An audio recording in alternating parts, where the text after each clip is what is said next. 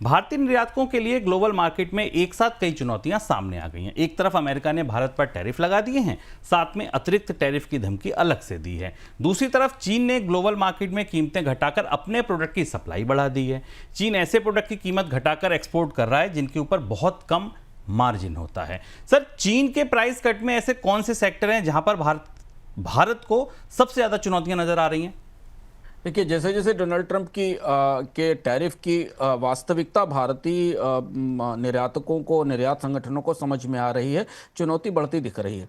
और ये दोहरी चुनौती, एक तरफ तो अमेरिका के बाजार में आपको सामान बेचना महंगा हो रहा है और दूसरा जिन बाजारों में आप सामान बेच रहे हैं वहां चीन ने बड़ी प्राइस कट की है। और ये प्राइस कट तभी शुरू हो गई थी जब डोनाल्ड ट्रंप ने पहली बार 100% टैरिफ लगाए थे, फिर उसके बाद घटाकर उनको 30% किया था। अब अगर आप ध्यान से देखें, मैं आंकड़े देखने की कोशिश कर रहा था, इलेक्ट्रिक व्हीकल्स देखिए, BYD, गीली, चेरी और कंपोनेंट मेकर्स ने जो टिपिकल प्राइस कट है वो 20 से 32% किया है। वहां तो इतना प्राइस कट है कि चीन की खुद सरकार को इसकी जांच करनी पड़ी कि चीन में ऑटोमोबाइल कंपनियों ने अपनी कीमतें इतनी कम क्यों की हैं। कंज्यूमर इलेक्ट्रॉनिक्स पर करीब 10 से 20% की ड्यूटी कट के प्राइस कट चीन ने किए हैं। और ये चीन ने प्राइस कट इसलिए किए थे क्योंकि 1 अगस्त की संधि से पहले बाजार में अधिकतम सामान भेजा जा सके। इसी तरह से फर्नीचर्स पर 10% की, अपैरल फुटवियर पर 10% की, FMCG पर 5 से 10% की, ऑटो कंपोनेंट्स पर 8% की। तो वो सारा बाजार, उस बाजार में चीन अपने माल को और ज्यादा सस्ता करके भेजने की कोशिश कर रहा है और सप्लाई चेन में वो सामान डाला जा रहा है।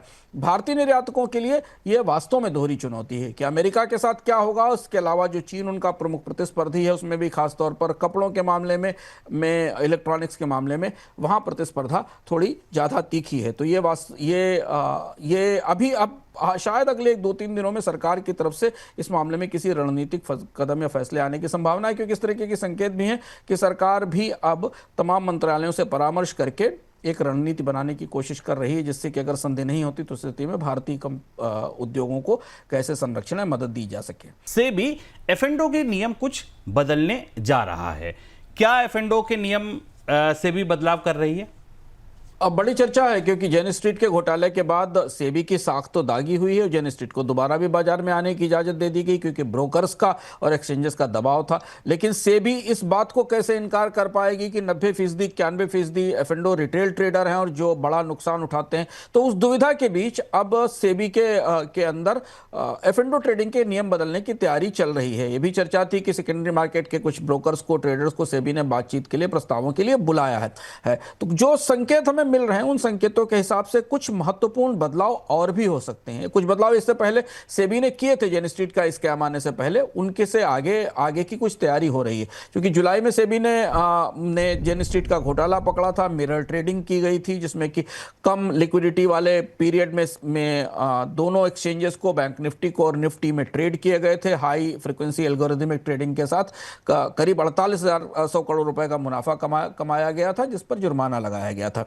सेबी जो ताजे कदम उठाने जा रही है, उसमें इंडेक्स ऑप्शन की 1500 करोड़ की और 10,000 करोड़ की जो ओवरऑल एक्सपोजर कैप है, उसे और सख्त किया जा सकता है, ऐसे संकेत मिल रहे हैं। एल्गो ट्रेडिंग पर रियल टाइम निगरानी बढ़ाई जाएगी। दूसरा ये कि बहुत ज्यादा उतार चढ़ाव अगर बाजार में किसी समय दिख रहा होगा तो एल्गोरिथमिक हाई फ्रीक्वेंसी ट्रेडिंग पर किसी तरीके की रोक लगाई जा सकती है, ताकि बाजार में मैनिपुलेशन की संभावनाएं सीमित की जा सके। सबसे ज्यादा चर्चा है जो बाजार में, वो इस पर है कि वीकली के बजाय मंथली या बाई मंथली एक्सपायरी लाई जाए, विचार हो रहा है। हालांकि इस पर काफी बटा हुआ है। सेबी चाहता है, ब्रोकरेज और एक्सचेंजेस इसके बारे में सहमत नहीं है, लेकिन बैंक निफ्टी और निफ्टी के लिए इस पर विचार किया जा रहा है, ताकि जो शॉर्ट पीरियड में स्पेकुलेशन होता है और जिसमें छोटे निवेशक फंसते हैं, उसे रोका जा सके। एक और चर्चा जो सुनने में आई है कि इक्विटी कैश मार्केट की तरह F&O के लिए भी प्री ओपन सेशन की बातचीत की जाए, जिससे कि प्राइस डिस्कवरी में थोड़ा सुधार दिखाई देगा।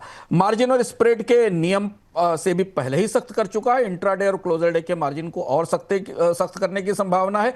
हेजर्स के लिए, जो केवल हेजिंग के लिए इस्तेमाल करते हैं, उनको सस्ते F&O की छूट दी जाए, यह भी प्रस्ताव विचाराधीन है। दूसरा यह कि इंडेक्स में हेरफेर रोकने के लिए नए F&O स्टॉक्स में कम से कम 14 स्टॉक और 15 कोई स्टॉक 20% से अधिक वेट ना रखे, ऐसे वेटेज के नियम भी बदले जा सकते हैं, जिससे कि इंडेक्स की संरचना में बदलाव हो। ये कुछ प्रस्ताव हैं। जो सेबी के एजेंडे पर, सेबी के मेज पर हैं। चूंकि रिटेल ट्रेडर्स को 91% नुकसान होता है, सेबी मान रहा है, तो सेबी रिटेल ट्रेडर्स के लिए न्यूनतम के लिए मिनिमम अकाउंट बैलेंस की शर्त भी लगा सकता। मांगे भी की जा रही है कि रिटेल ट्रेडर्स की कैपेसिटी, उनकी उनकी आर्थिक स्थिति, उनकी इनकम को भी ध्यान में रखा जाए। हाई फ्रीक्वेंसी ट्रेडिंग पैटर्न के लिए खासतौर पर एक्सपायरी वाले दिन जब वॉल्यूम बढ़ते हैं तब रियल टाइम निगरानी और ज्यादा बढ़ाई जाएगी।